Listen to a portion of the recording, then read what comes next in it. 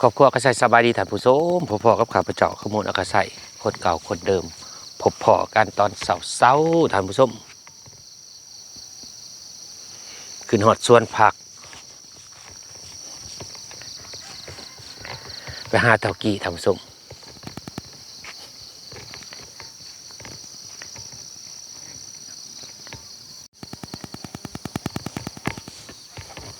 ปลาคอยขึ้นแล้วบุพิษคอยขึ้นอยู่ว่าบุพิษโอ้ยบ่ได้ปะเดี๋ยวนะเขาจีนี่ปลาคอยแหละมาเมนเท่ท่านผู้ชมเบิ่งนี่หลักเห็ดนะโอ้โทจนสิมดแล้วท่านผู้ชมเบิ่งนี่นะตายโพดโม่แตงมาแรงแกงหน่อไม้ นั่งโฮมได้เงินแล้วท่านผู้ชมมึงเนี่ยเขาให้เธอได้โฮมฮะ200,000ท่านผู้ชมห้องเต้11,000 200,000กีบ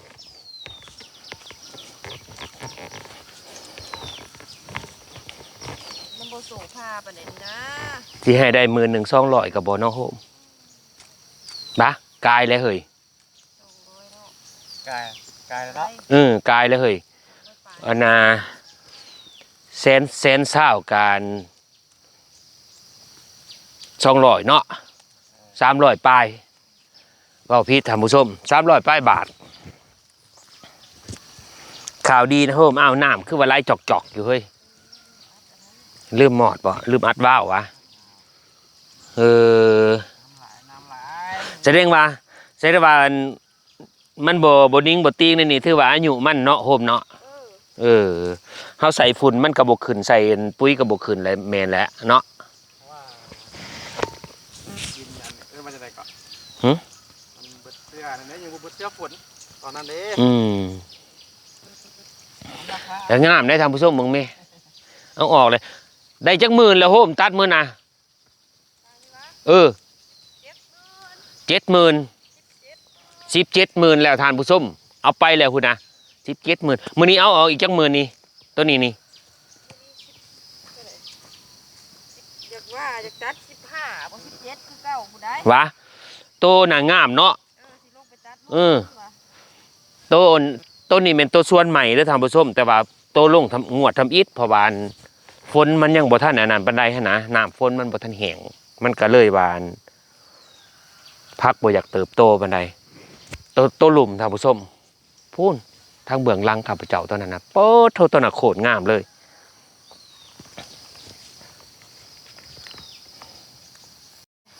อันนี้ใส่พูดใส่ปุ๋ยใส่อะไรก็ยังบ่อยู่นะมื้อนี้แม่นสิตัดอยู่15,000คาดว่าท่านผู้ชมตอนเช้านี่ติหรือฮอดตอนแลงอันนี้แม่นให้ไม่ค่าน้อยวะ20,000มื้อนี้ท่านผู้ชมตอนเช้านี่เด้อตอนแรกเพิ่นสิเอาออกอีก15,000เช้าซะ700บ่ได้บ่700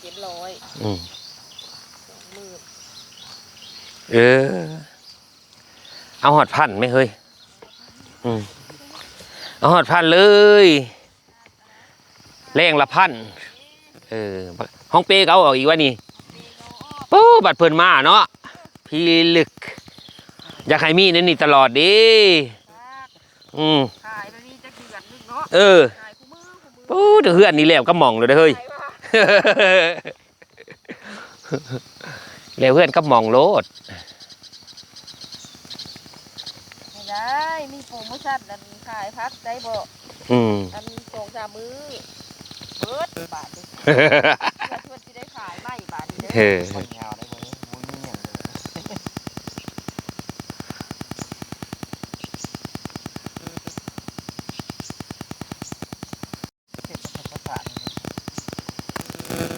มันมีอันเมียงใหม่ก็แสดงว่ามันปลอดสารหั่นแหละโฮมตัวจีนได้จีรอคุยจีรอหั่นปะ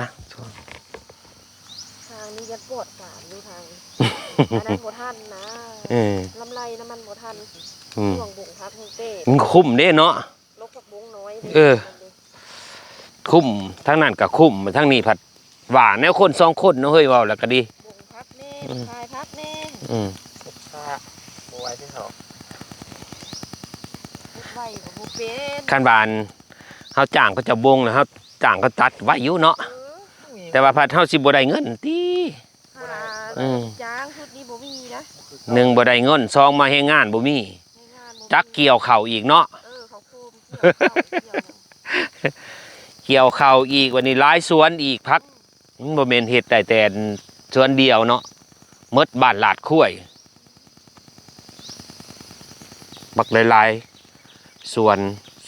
ลงสวนหนึ่งก็บ่แม่นธรรมดาเนาะโฮม ตอนแรกนี่ก็สิมีคนมาตัดซอยบ่ บ่ได้จองอีกวะ จองไว้เลย สองมือเลย จองแล้ววะ จองไว้แล้วสิมีบ่ เออ ว่างบ่หั่นนะเขาก็เบิ่งอีกได้หั่นนะ เออเบิ่งก่อนว่าติ ยังบ่ทันได้รับอีกได้ปากอ่ะ สิว่าเดี๋ยวโอ้ยให้พ่อได้ดีใจก็บ่เนาะ อันนี้เพิ่นยังว่าเบิ่งก่อนนี่โอ้ยบ่คือว่าบ่มั่นใจเลยเบิ่งก่อน อืม ได้สังกัดได้ห้อง คันว่าเบิ่งก่อนนี่บ่อยากคักปานใดแลมันบ่ได้คำตอบ คำตอบบ่ชัดเจนเนาะ โอ้เฮ็ดสวนเนี่ยกับพี่ลึกได้ทำส้มคันบ่อดทนโอ้หลังสู่ฟ้าหน้าสู่ดินแท้ๆได้ สุขการของ อืมอดทนสู่ส้นต้องดุอีกได้คันบ่แม่นคนแนวนั้นก็บ่รอดได้ โอ้ไม่นี่อยากข้านออกมาไม่ อยากอืดได้แม่นบ่พออยากเป็นมิ้นเพิ่นเลยเนาะ นี่โอ้ประสบการณ์ เออ ประสบการณ์แหละ เออ รักนะเอาบุ้วิธีแก้ไขนะ อืม สุดเรื่องน้ำเรื่องไทยนี่ เอาแล้วเขาบุ้ว่าคำนี้มันพอบ่นามันนี่ส่วนนะแล้วเขาเฮ็ดว่าโอ้โดนทั้งหูว่าวิธีแก้ไขปรับตัวเข้าหานะ ต้องได้เรียนรู้ไปนำเนาะเอาประสบการณ์ผ่านมาลงไปใส่เนาะ ตัวไปเอาสนองมัน เออ บุ้วิธีสนองมานะว่ามันที่แก้ไขบุ้ให้นั่น อืม ไข่บุ้จุดมันก็นั่น อืม ที่ให้กับคุยปีนึงเลยครับ ว่า โง่อะขึ้น โอ้ว่ะ ก็แม่นแหล้เนี่ยเฮาบ่ได้เข้าโรงเรียนเนาะโฮมเข้าโรงเรียนยังว่ามีอาจารย์สอนเนาะอันนี้แหละเฮาสอนเฮาเอง มันก็ได้เฮ็ดไปแล้วก็ถอดถอนไป เปลี่ยนไปน้ำ เฮียนไปนำแต่ละมื้อ ปากตะนามนี่แหละเอา ผักก็เฮาปลูกนั่นนี่วิธีแบบนี้มันบ่ได้ดีเนาะวิธีใหม่เดี๋ยวนี้มันเฮงบ่เทียนหลายเบิ่ง YouTube ก็ได้เนาะโฮมแต่หากบ่มีเวลาสิได้เบิ่ง เข้าถึงเด้แต่ก็ ยามมื้อเช้ามาแต่เช้ากลางคืนก็ค่ำจังฮอดเฮือนไปกินข้าวกินน้ำอยากนอนแล้วเด้มันบ่เมื่อยเฮ็ดเวียกหมดมื้อเนาะสิเอาเวลาได้ไปจับโทรศัพท์อยู่หั่น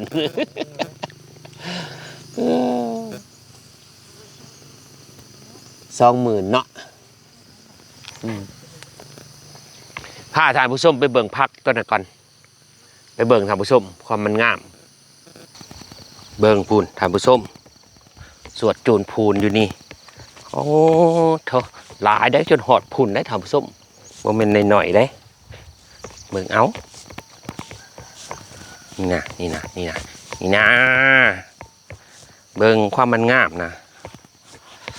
บ่ได้คิดตัวท่านผู้ชมเด้อนี่เด้องามได้งามดีงามอีหลีรอเบิ่งแม่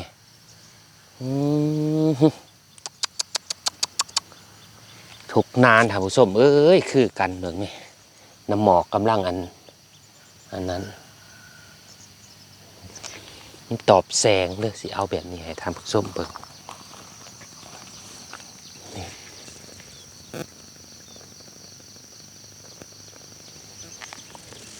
สิไปยืนฝากเบิ่งนั่นท่านผู้ชมมันตอบแสงมันก็เลยภาพมันขาวๆเนาะอ้าวเบิ่งให้สะใจบัดนี้ท่านผู้ชมเอ้ยว่ามันงาม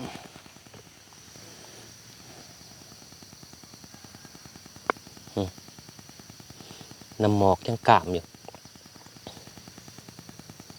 งามอีหลีรอ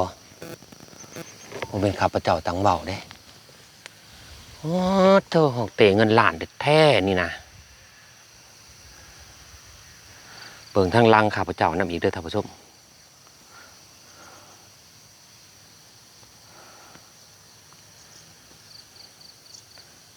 พี่นะ ดงของเตพิลิกพิโลโพดโพงโมหมกแตงเบิ่งเอาทางผู้ชมเอิ้นว่าเป็นดงเด็ดแท้เลยอันนี้งามงามอลิลอบ่แม่นขี้ลายสะออนสะออนเด้สำหรับคลิปนี้ก็สิขอจบไว้เพียงเท่านี้เนาะขอบใจทางผู้ชมที่ติดตามตั้งแต่ต้นจนจบสวยเป็นกำลังใจแก่ครอบครัวเฒ่ากี้นางโฮมในการเหตุการณ์เกษตรแล้วก็เป็นกำลังใจแก่ข้าพเจ้าในการเหตุคลิปโดยการกดไลค์กดแชร์กดติดตามเป็นการส่งเสริมข้าพเจ้าไปในตัวกันสิขอลาท่านผู้ชมไปเพียงเท่านี้พบกันคลิปหน้าบ๊ายบายงาม